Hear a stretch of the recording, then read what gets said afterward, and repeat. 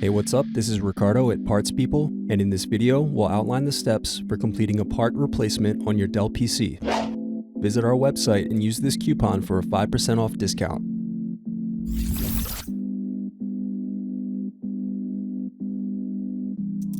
First, slide latch over and remove battery. Next, remove keyboard and bottom base screws.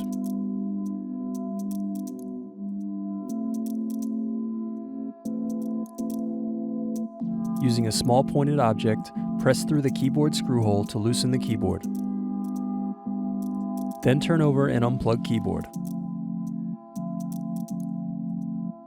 Thanks for watching. Don't forget to like and subscribe if you enjoyed this video. And if you need more, check out this playlist to watch other tutorials for your laptop. You can also click here to find parts for your laptop at partspeople.com.